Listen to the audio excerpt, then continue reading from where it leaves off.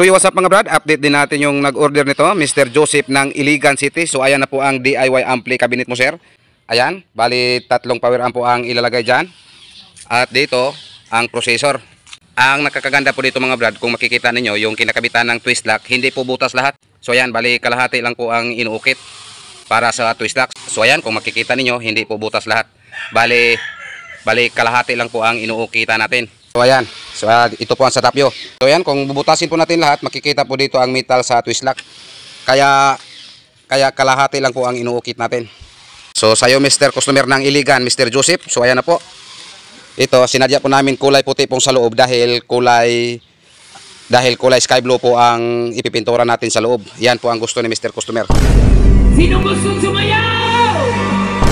So what's up mga brad, sa hindi ko pa ipagpatuloy itong sound test itong aming ginawang D12 mid-high full range SRX clone, ay shout out ko lang itong nag-order nito, Mr. Edgar Claros ng Pitos, Talamban. So sa iyo Mr. Edgar Claros, maraming salamat sir sa pag-order nitong dalawang D12 mid-high full range SRX clone. At sa hindi pa nakalam kung ano po ang nakaload nito, so ito pala ang nakaload nito, dalawang Live Tsunami 6K 600 watts at itong dalawang driver unit na BCS 450. So ngayon, pakinggan na naman po natin yung sound test nito. At ito po ang isa sound test natin ngayon, itong in-order ni Mr. Customer, Mr. Edgar Claros ng Pitos, Talamban.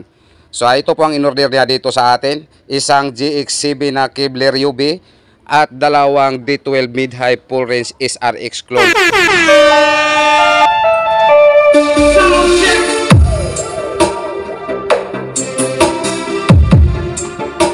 So what's up mga brad, ito po ang part 2 sa video na in-order ni Mr. Edgar Claros ng Pitos, Talamban. So ginawaan ko to ng part 2 mga brad dahil may sinend po siya sa akin nung time na dumating na po sa kanilang bahay yung in-order niya dito sa amin na isang Intig amplifier na GX7 UV at itong dalawang D12 mid-high full range SRX clone. So ulitin ko lang dito sa hindi pa nakaalam kung ano po ang nakaload nitong in-order ni Mr. Edgar Claros. So ito po pala ang nakaload nito, D12 Live Tsunami 6K 600 watts at itong driver unit na BCS 400 Broadway po ang brand.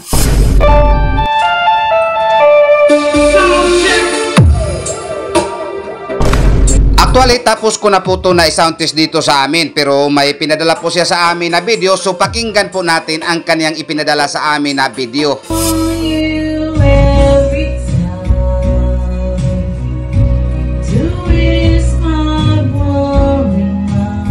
So what's up mga brad, ito po ang mga speaker box na siniship namin kaninang umaga, alas 2 ng madaling araw, 8 boxes po sa isang shipment. So yan, kung makikita ninyo yung kulay neon green D12 mid-high bullet, 4 na box, yan po ay para kay Mr. Renante Hilaga ng San Carlos City.